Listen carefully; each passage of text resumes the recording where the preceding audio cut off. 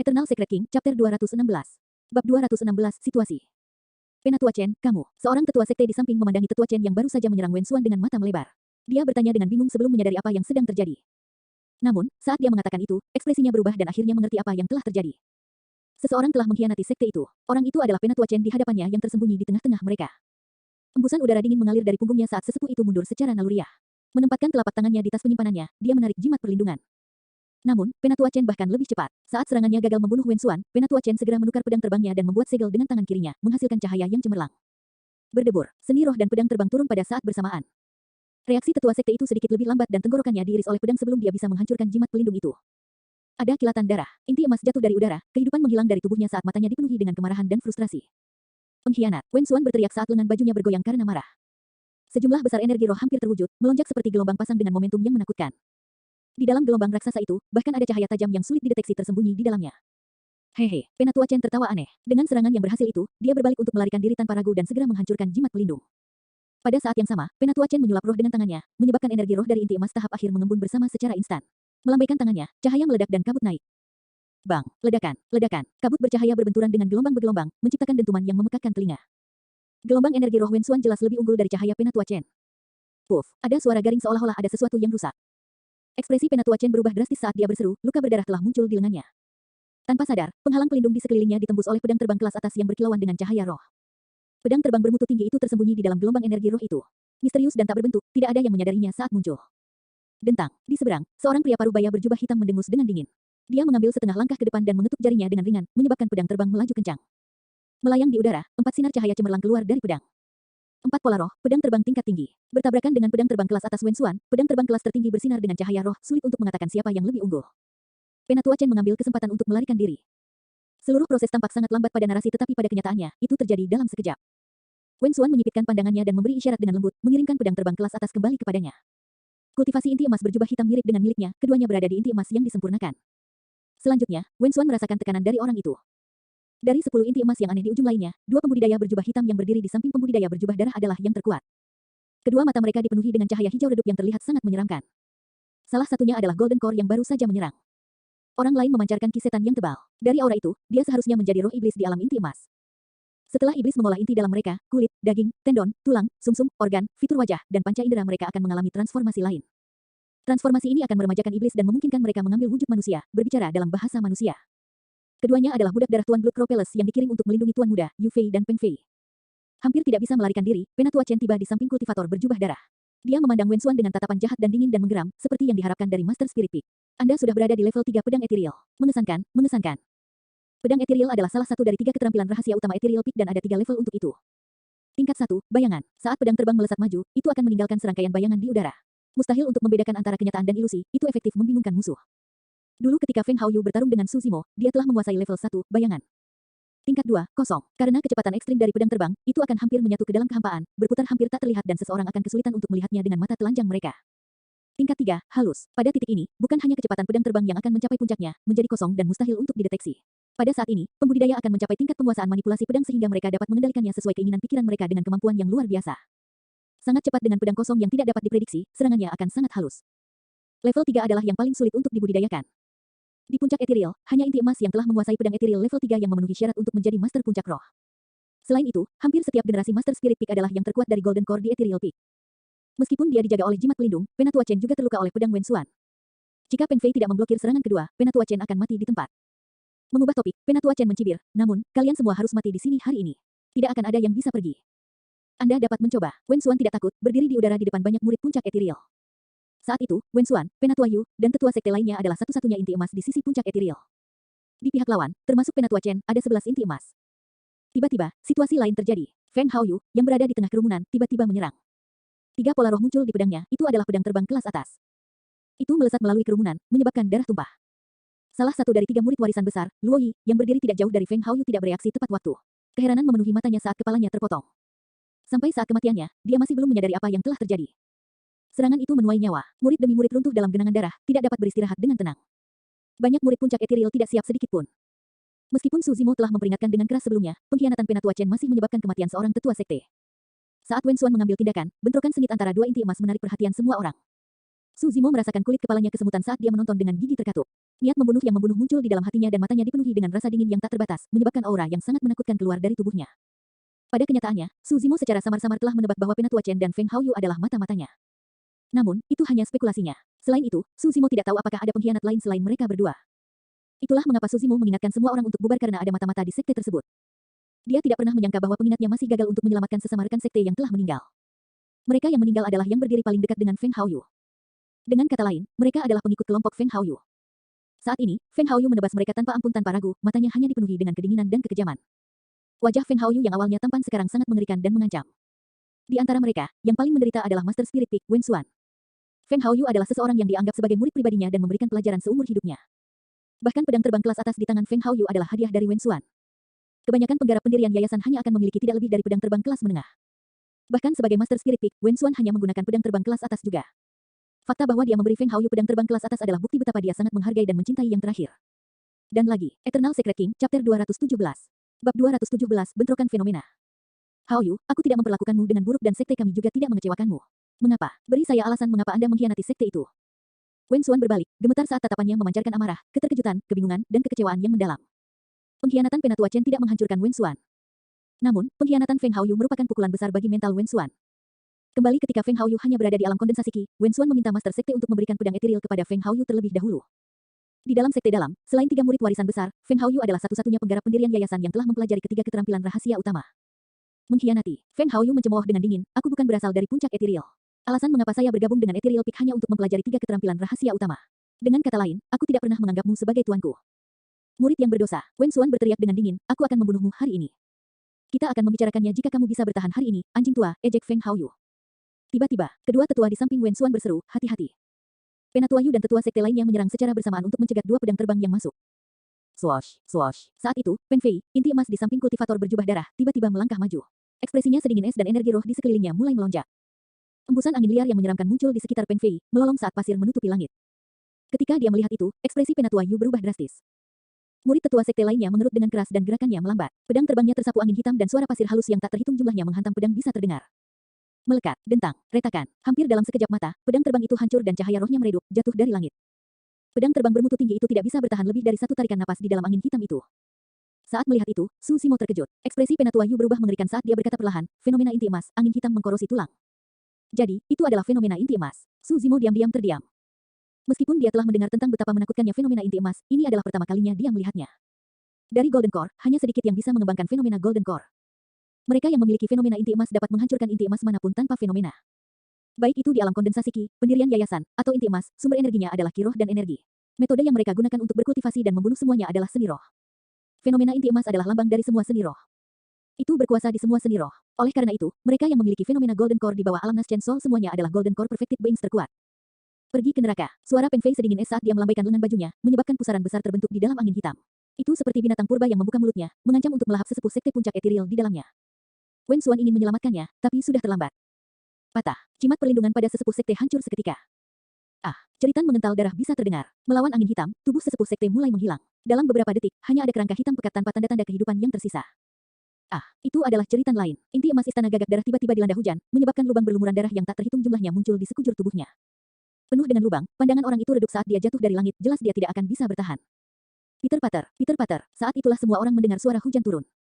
Itu menjadi lebih berat, lebih jelas, dan jelas lebih tergesa-gesa. Dari mana datangnya hujan? Semua orang menoleh ke arah suara itu.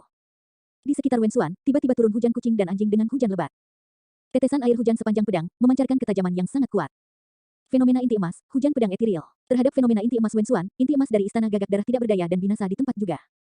Alasan mengapa Wen Xuan dapat mempertahankan ketenangannya meskipun ada 10 inti emas di sisi lain bersama dengan pengkhianatan Penatua Chen adalah karena dia berada di inti emas yang disempurnakan dan bahkan telah mengembangkan fenomena inti emas. Bahkan jika ada 10 inti emas di ujung sana, Wen Xuan yakin dia bisa membunuh mereka semua nanti. Itu adalah kekuatan dari fenomena Golden Core. Saat Peng Fei menampilkan fenomena inti emasnya, Wen Xuan menyadari bahwa situasinya tidak benar. Tepatnya, itu sangat serius dan merupakan masalah hidup dan mati. Setan roh inti emas, Yu Fei, tenang dan dingin saat dia melindungi pemuda berjubah darah untuk turun ke tanah.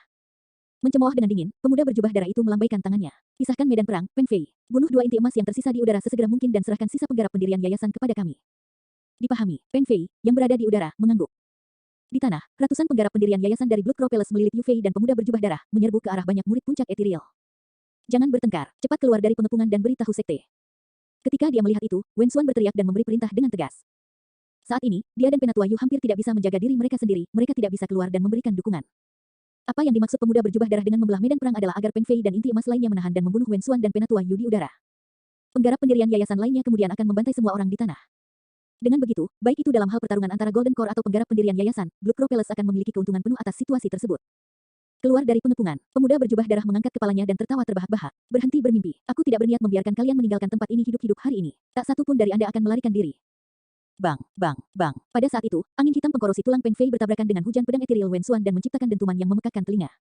Dua kekuatan fenomena yang sangat berbeda bentrok di udara, menyebabkan pemandangan yang menakutkan. Kedua fenomena inti emas mereka memiliki kekuatan yang sama dan sulit untuk mengatakan siapa yang akan memimpin langsung. Selain Peng Fei, Blood Crow Palace memiliki 9 Golden Core lainnya. Namun, hanya ada Penatua Yu di samping Wen Xuan. Membunuh. Penatua Chen berteriak dan mengambil inisiatif, menyerang tanpa ampun. Sambil menggertakkan giginya, Penatua Yu bertahan dengan sekuat tenaga. Namun, dia segera jatuh ke posisi yang tidak menguntungkan dan berada dalam situasi yang mengerikan. Dibombardir oleh bahaya, Penatua Yu bisa mati kapan saja. Ketika dia melihat itu, Wen Xuan meraung panjang dan dengan panik menyalurkan inti emasnya, mengirimkan energi roh tanpa henti ke dalam fenomenanya dengan sembrono. Guyuran, melambaikan lengan bajunya, hujan pedang tak berujung Wen Xuan menyelimuti Penatua Chen juga. Kamu pasti mencari kematian. Peng Fei mendengus dingin dan angin hitam berhembus, hampir membentuk badai yang terhubung ke langit saat menyedot hujan pedang yang jatuh. Puff, puff, puff. Dua kekuatan fenomena yang berbeda bentrok sekali lagi, terjalin satu sama lain dan menjadi lebih intens. Wajah Wen Xuan pucat dan tubuhnya bergoyang. Pada saat itu mirip dengan dia menghadapi 10 inti emas sendirian. Terlebih lagi, salah satu Golden Core itu memiliki fenomena Golden Core. Dia tidak bisa bertahan lama. Eternal Secret King, Chapter 218. Bab 218 kabur. Di tanah, penggarap pendirian Yayasan Istana Gagak Darah yang tak terhitung jumlahnya berkerumun. Wen Xuan dan Penatua Yu sibuk di udara dan tidak bisa melepaskan diri. Mengingat situasinya, hanya ada pilihan yang jelas bagi para murid puncak etiril, melarikan diri. Selain itu, mereka tidak punya banyak waktu tersisa. Setelah Wen Xuan dan Penatua Yu tidak dapat bertahan lebih lama lagi, lawan mereka tidak lagi hanya ratusan penggarap pendirian yayasan di tanah inti emas akan mengejar mereka juga. Cepat, ayo pergi. Pemimpin murid warisan, Qin Yu, meraung dan berbalik untuk melarikan diri, tidak berani berlama-lama. Murid warisan lainnya, Ji Chengtian, mengikuti dari belakang. Banyak murid pedang etiril terbang dengan pedang mereka saat mereka berpencar dan melarikan diri keluar lembah Dongling. Bro, kakak senior Leng, ayo kabur. Sedikit gendut berteriak, gugup dan berkeringat deras. Leng Rou mengangguk, keduanya melihat ke arah Su Zimo secara naluriah. Saat itu, tatapan Su Zimo menyempit saat dia mengeluarkan niat membunuh yang mengerikan. Memegang pedang terbang tingkat tertinggi di telapak tangannya, itu bergetar terus-menerus. Secara alami, Su Zimo tahu bahwa hal paling cerdas yang harus dilakukan saat ini adalah melarikan diri dari tempat ini. Namun, dia marah. Kalian pergi duluan, aku akan membunuhnya. Su Zimo melambaikan lengan bajunya dan pedang terbang kelas tertinggi di telapak tangannya bersinar dengan 4 berkas cahaya yang menyilaukan. Dengan swoosh, itu merobek udara dan menembus ke arah Feng Haoyu. Bang, pada saat yang sama, Su Zimo melangkah maju dengan kaki kirinya dan mendarat dengan keras di tanah. Mengerahkan kekuatan di kedua kakinya, dia seperti kuda dewa, berlari dengan gila-gilaan meninggalkan serangkaian bayangan di belakangnya. Oh, Feng Haoyu merasakan aura yang sangat tajam mirip dengan sinar yang menusuk punggungnya. Udara terkoyak, mengeluarkan suara mendesis yang aneh. Mengerutkan alisnya, Feng Haoyu memutar pedang terbangnya dan menyalurkan ethereal sword tanpa berpikir 2 kali. Swoosh, pedangnya bergetar dan memasuki kekosongan. Karena sangat cepat, pedang terbang kelas atas hampir menyatu ke dalam kehampaan dan menjadi tembus cahaya, hampir tidak mungkin untuk dideteksi. Dalam hal teknik pedang, Feng Haoyu memang jauh lebih unggul dibandingkan dengan Su Zimo. Dentang, pedang terbang Feng Haoyu tiba lebih dulu dan berhasil memblokir pedang Su Zimo, menyebabkan percikan api berterbangan kemana-mana. Pedang terbang tingkat tertinggi, menyadari 4 pola roh pada pedang terbang Su Zimo, tatapan Feng Haoyu berubah menjadi kuat dengan jejak keserakahan. Feng Haoyu, serahkan hidupmu. Suara Su Zimo menggelegar seperti guntur dan auranya sangat deras. Membawa niat membunuh yang mematikan, dia memiliki kekuatan yang tak tergoyahkan yang runtuh. Ekspresi Feng Haoyu berubah drastis. Su Zimo, beraninya kamu. Feng Haoyu tidak menyangka bahwa alih-alih melarikan diri, Su Zimo akan memilih untuk menyerang ratusan penggarap pendirian yayasan. Secara alami, Su Zimo tahu bahwa dia bukan tandingan Feng Haoyu dalam hal teknik pedang. Bahkan dengan pedang terbang tingkat tertinggi, dia hanya akan bisa mengikat dengan Feng Haoyu paling banyak jika mereka melakukan pertarungan pedang. Oleh karena itu, alasan mengapa Su Zimo memanggil pedang terbangnya hanyalah untuk mengalihkan perhatian Feng Haoyu. Langkah pembunuhannya yang sebenarnya masih tertinggal. Saat ini, Su Zimo berjarak kurang dari 5 langkah dari Feng Haoyu. Mengingat jarak ini, bahkan jika Feng Haoyu berada di pendirian yayasan yang disempurnakan, dia harus mati karena penyesalan. Ledakan. Dengan pukulan backhand, lengan kanan Su Zimo membuat busur besar di udara saat dia meninju tinjunya seperti segel, menekan udara dan meletus menjadi dentuman yang memekakkan telinga. Feng Haoyu tidak punya waktu untuk mengelak dan langsung menghancurkan jimat perlindungan di tangannya. Sebuah penghalang cahaya naik, bang. Segel itu membanting keras ke penghalang dengan kekuatan tertinggi. Patah. Jimat perlindungan tingkat 2 dihancurkan oleh Su Zimo dengan satu pukulan. Set, terengah-engah, murid-murid Feng Haoyu mengerut dengan marah. Tatapan Su Zimo sedingin es, matanya syarat dengan niat membunuh. Mengambil langkah maju, dia melemparkan pukulan lain. Pukulan tunggal itu menyegel semua jalan keluar Feng Haoyu. Suara mendesing. Feng Haoyu berputar dengan marah dan sepasang sayap besar menjulur aneh dari punggungnya. Tidak seperti sayap sungguhan, sayapnya dibentuk oleh keterampilan rahasia untuk memadatkan energi roh. Keterampilan rahasia itu tidak lain adalah salah satu dari 3 keterampilan utama Ethereal Peak, Ethereal Wings. Sayap Ethereal dianggap sebagai teknik pendukung. Dengan itu, penggarap pendirian yayasan dapat melayang di udara tanpa bantuan benda eksternal apapun seperti inti emas. Dibandingkan dengan Sword Kinesis Flight, Ethereal Wings membuatnya lebih gesit. Digunakan dengan tepat, peningkatan kekuatan seorang kultivator akan sangat jelas. Mengingat situasinya, Feng Haoyu berbalik dan melarikan diri. Jika dia berlari di tanah, dia tidak akan bisa lepas dari kejaran Su Zimo. Jika dia menggunakan Sword Kinesis Flight, dia harus memanggil pedang terbangnya dan akan ada penundaan dalam hal itu. Satu-satunya cara dia bisa melarikan diri hidup-hidup adalah dengan memanfaatkan Ethereal Wings.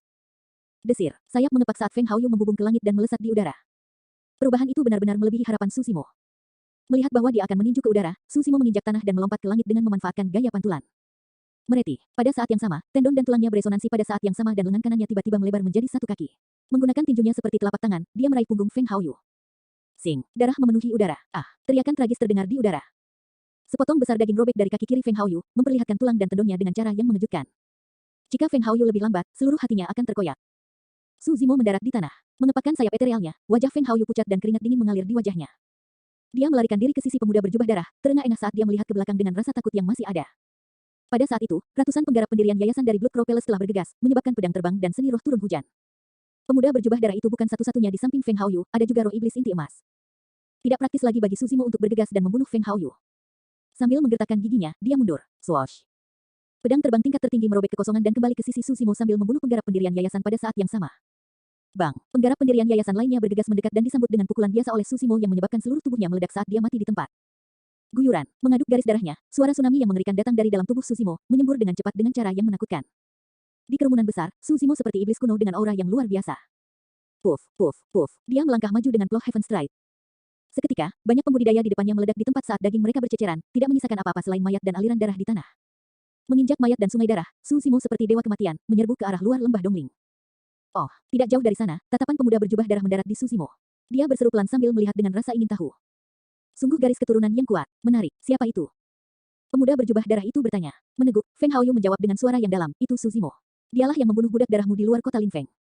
Aku akhirnya menemukannya. Pemuda berjubah darah menyeringai dengan malas. Sayang sekali jika aku membunuh seseorang dengan garis keturunan seperti itu. Saya ingin mengubahnya menjadi budak darah saya. Dia akan tunduk kepada saya sebagai tuannya dan digunakan oleh saya selama sisa hidupnya. Eternal Secret King, Chapter 219. Bab 219, membunuh penggarap pendirian Yayasan Meridian. Tidak jauh dari sana, teriakan terdengar. Burung gagak bermata darah yang awalnya melayang di langit mengepakkan sayapnya saat kisetan berputar di sekitar mereka. Bergegas turun, mereka mengitari murid-murid puncak etiril dan menggigit mereka terus-menerus. Setiap gagak bermata darah memiliki kekuatan iblis roh Yayasan Pendirian. Mereka memiliki kekuatan mengerikan yang tidak bisa diabaikan. Setiap murid puncak etiril yang tertinggal akan dilahap bersih oleh gagak bermata darah dalam sekejap mata, tidak menyisakan apa-apa selain tulang putih. Tak lama kemudian, hanya ada beberapa lusin murid puncak etiril yang tersisa. Selain Su Zimo, semua murid lain yang tertinggal semuanya telah mati. Qin Yu dan Ji Chengtian, dua murid warisan, berada dalam keadaan menyesal saat mereka berteriak sekuat tenaga untuk mengendalikan situasi. Dengan upaya mereka mengumpulkan lusinan murid yang tersisa bersama-sama dan mengerahkan pedang terbang, seni roh, dan jimat mereka untuk membuat penghalang pertahanan, untuk sementara memblokir burung gagak bermata darah. Namun, perbedaan kekuatan antara kedua belah pihak terlalu besar. Gagak bermata darah tidak ada habisnya, menutupi langit dan menyerang penghalang pertahanan yang dipasang oleh murid-murid puncak etiril tanpa henti. Seolah-olah Qin Yu dan yang lainnya berjalan melalui rawa dengan kecepatan yang sangat lambat saat mereka tenggelam semakin dalam. Itu tidak akan bertahan lama. Saat Qin Yu dan yang lainnya tidak memiliki cukup semangat Qi untuk melanjutkan atau mengungkap kekurangan, seluruh penghalang pertahanan akan runtuh. Pada saat itu, puluhan orang yang tersisa akan berubah menjadi makanan gagak bermata darah. Ini adalah pembantaian total. Dengan Penatua Chen dan Feng Haoyu sebagai mata-mata, Istana Gagak Darah memiliki pemahaman penuh tentang kekuatan puncak etiril untuk jebakan ini dan merencanakan jebakan ini dengan cermat. Blood Crow Palace sama sekali tidak memberikan kesempatan pada Ethereal Peak. Lagi pula, pemuda berjubah darah dan roh iblis inti emas masih menonton dengan diam di pinggir lapangan dan belum mengambil tindakan apapun. Begitu mereka berdua menyerang, harapan terakhir semua orang dari puncak Ethereal akan padam juga. Satu-satunya pilihan yang tersisa bagi para pembudidaya Ethereal Peak hari ini adalah berubah menjadi budak darah bagi pembudidaya berjubah darah. Tidak ada yang bisa meninggalkan tempat ini hidup-hidup. Saat itu, pemuda berjubah darah itu menatap Su Zimo yang sedang bertarung di tengah kerumunan dan mengangguk berulang kali, merasa semakin puas. Tidak buruk, tidak buruk. Dia berkata sambil tersenyum, hanya seorang kultivator yang layak menjadi budak darahku. Dia bisa mengikutiku dan menaklukkan medan perang kuno. Tuan muda, apakah Anda ingin saya menangkap pemuda itu? Yu Fei, roh iblis inti emas di belakang pemuda berjubah darah, mencondongkan tubuh dan bertanya dengan ekspresi dingin. Pemuda berjubah darah terkekeh dan melambai. Tidak perlu terburu-buru, kita lihat saja. Saya penasaran dengan batasan Su Zimo ini dan berapa lama dia bisa bertahan. Di medan perang, 4 penggarap pendirian yayasan berdiri berdampingan, menghalangi jalan Su Zimo ke depan. Bang, bang, bang. Ada suara yang datang dari keempat tubuh mereka saat meridian roh muncul di tubuh mereka, menyinari jubah mereka. Ada 21 meridian, 12 meridian dan 1 penggarap pendirian yayasan 3 meridian. Pertama-tama, sudah konyol untuk memiliki seorang kultivator dengan meridian yang tidak terkunci melawan penggarap pendirian yayasan tingkat menengah. Sekarang, ada 4 pembudidaya dengan meridian yang tidak terkunci dan salah satunya bahkan berada di 3 yayasan meridian. Energi roh dari penggarap pendirian yayasan 1 meridian sudah lebih unggul dari Su Zimo, apalagi penggarap pendirian yayasan 3 meridian. Su Zimo jelas bukan tandingan mereka dalam hal kekuatan kasar. Lebih jauh lagi, keempat pembudidaya Meridian bekerja sama secara sinkron, menjalin seni roh dan pedang terbang bersama untuk membentuk jebakan yang tidak dapat ditembus untuk menghalangi jalan pelarian Suzimo. Tidak mungkin Suzimo bisa kabur sama sekali. Mendesis, mendesis, mendesis. Tiba-tiba, Suzimo membuka mulutnya lebar-lebar dan menarik napas dalam-dalam, menyebabkan arus udara besar mengalir ke tenggorokannya dengan sedikit rasa sakit. Dengan dada yang menggembung, Suzimo hampir menghirup semua udara di sekitarnya hanya dengan sekali tarikan napas. Gerhana Anaconda. Pada saat yang sama, ibu jari dan bagian tengah tangan kirinya bergabung bersama untuk membentuk segel tangan yang aneh, menyebabkan energi roh bersirkulasi secara gila-gilaan di dalam dirinya.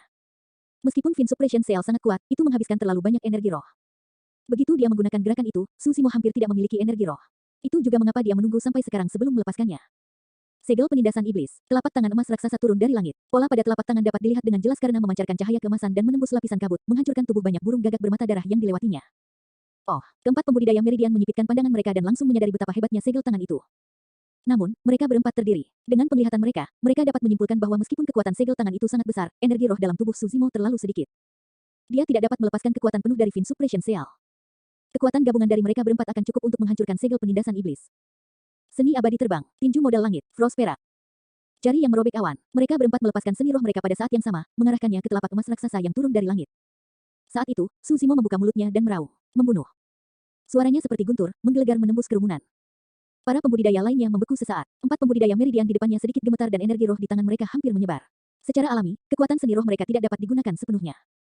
Itu adalah Thundercelap Kill. Serangan mendadak melalui suaranya itu cukup untuk membingungkan lawan-lawannya. Sebenarnya, Suzimo tidak dapat melepaskan kekuatan sebenarnya dari Thundercelap Kill saat ini karena keterbatasan fisiknya. Bang, ledakan, ledakan. Telapak tangan emas raksasa hancur dari langit dan berbenturan dengan empat seni roh. Serangkaian ledakan keras bergema tetapi telapak tangan itu tidak langsung hancur. Berdebur, sinar pedang aneh muncul, mengiris di sisi empat pembudidaya Meridian dengan niat membunuh yang dingin. Empat pola roh bersinar di pedang. Itu adalah pedang terbang kelas atas Suzimo. Faktanya, Suzimo telah mengirimkan pedang terbangnya pada saat yang sama ketika dia melepaskan Fin Suppression Seal dan Thundercelap Kill. Dua gerakan sebelumnya semuanya adalah kartu truf yang dangkal, gerakan pembunuhannya yang sebenarnya adalah pedang terbang di belakang. Puff, puff, puff. Tiga suara renyah berturut-turut bisa terdengar. Leher tiga pembudidaya Meridian ditusuk. Darah melintas. Tampak ketakutan, ketiganya mencengkeram luka mereka dengan marah. Namun, darah terus menyembur keluar dalam momentum yang tak terbendung. Mata mereka redup saat mereka merasakan hidup mereka terkuras dari momen mereka. Serangan itu tidak hanya menembus tenggorokan mereka. Ki pedang yang dipancarkan sangat tajam bahkan memotong arteri besar mereka. Itu setara dengan memenggal kepala mereka seluruhnya. Berdebar, jatuh ke tanah satu demi satu, ketiga pasang mata melebar saat tubuh mereka terkulai lemas. Darah mengalir dari tubuh mereka dan menodai tanah. Dari empat orang, hanya tiga pembudidaya Yayasan Meridian yang berhasil lolos dari tragedi itu. Namun, dia juga ketakutan setelah bertukar pukulan itu. Mundur ke samping, dia menatap Suzimo dengan ketakutan.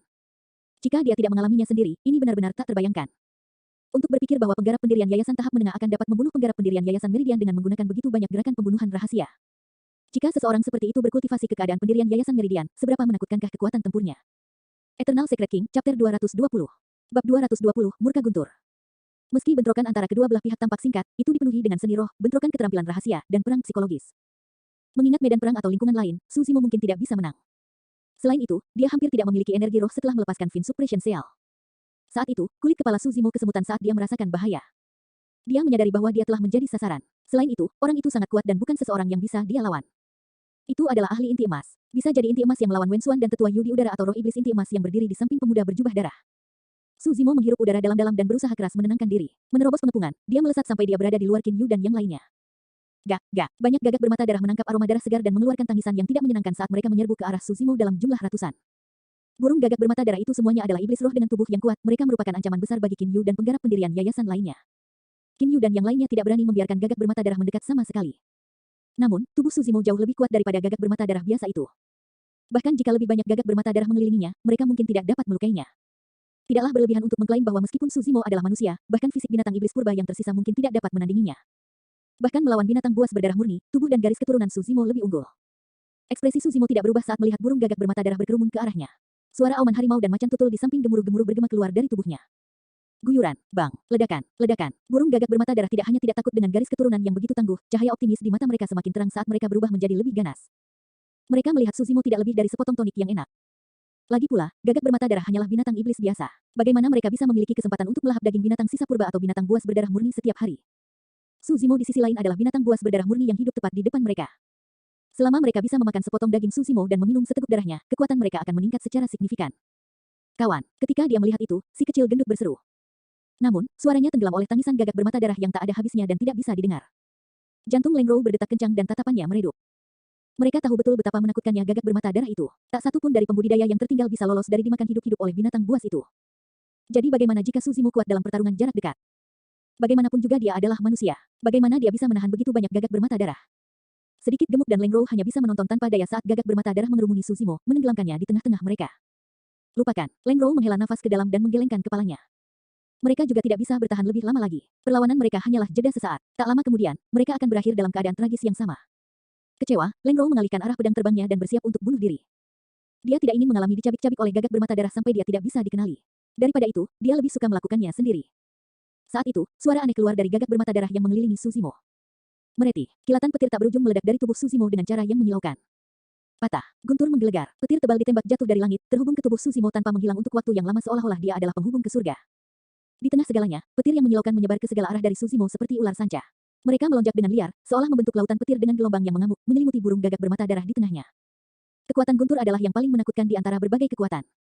Selain itu, guntur kuat dan maskulin, membersihkan kejahatan dengan mudah, itu adalah musuh dari sesuatu yang keji seperti burung gagak bermata darah ini.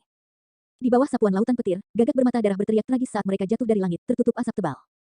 Itu adalah pemandangan yang sangat mengejutkan. Baik itu pembudidaya Blood Crow Palace atau murid Ethereal Peak, mereka semua menyaksikan dengan tercengang saat ketidakpercayaan memenuhi mata mereka. Melalui kedalaman cakrawala, guntur turun ke tubuh Suzimo. Berdiri di tengah lautan petir, dia berdiri tak bergerak. Dia seperti dewa yang mengalami katarsis petir, memandang ke bawah ke langit yang luas dan membersihkan semua kejahatan di dunia. Ini adalah murka guntur. Wah, wah, wah. Pemuda berjubah darah adalah yang pertama bereaksi. Matanya menyala saat dia tertawa bukannya marah, mengangguk berulang kali tanpa menyembunyikan kekaguman di matanya. Adapun Feng Haoyu, matanya mengungkapkan sedikit ketakutan dan bahkan iri hati. Meskipun dia telah mempelajari 3 keterampilan rahasia utama dari sekte tersebut, dia tidak mengetahui seni guntur seperti itu.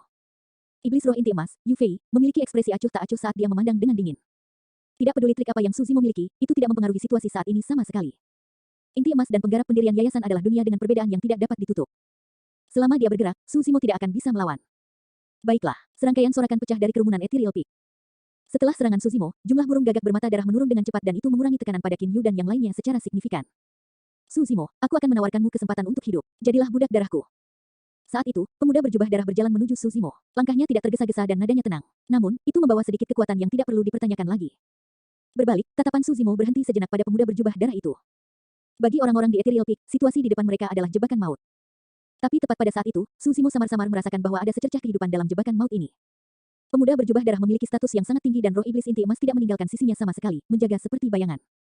Jika Suzimo bisa memancing pemuda berjubah darah itu pergi, iblis roh inti emas itu juga akan pergi. Dengan begitu, ancaman besar akan dihilangkan untuk semua orang di Ethereal Peak. Meskipun masih ada cukup banyak gagak bermata darah dan penggarap pendirian yayasan yang tersisa di medan perang, para murid puncak Ethereal mungkin memiliki kesempatan untuk melarikan diri karena mereka semua berada di ranah pendirian yayasan. Ini adalah satu-satunya kesempatan bagi semua orang di Ethereal Peak. Meskipun itu adalah sepotong harapan, itu patut dicoba. Seseorang sepertimu, Suzimo mencemooh pemuda berjubah darah itu dengan dingin sebelum tiba-tiba berbalik, melaju ke arah luar lembah Dongling. Aura garis keturunan tangguh yang dipancarkan oleh Suzimo menarik sejumlah besar gagak bermata darah untuk mengejarnya juga. Dia sangat cepat, memanfaatkan Divine Stick Plating, bahkan penggarap pendirian yayasan yang sempurna tidak akan mampu menandingi kecepatan penuhnya. Oh, Anda ingin melarikan diri. Pemuda berjubah darah memfokuskan pandangannya dan menarik staf tulang putih dari tas penyimpanannya. Dengan satu lompatan, dia berdiri di atasnya dan melaju, tubuhnya meledak dengan energi roh. Cahaya meridian roh melintas tanpa henti dari tubuh pemuda berjubah darah itu. 1.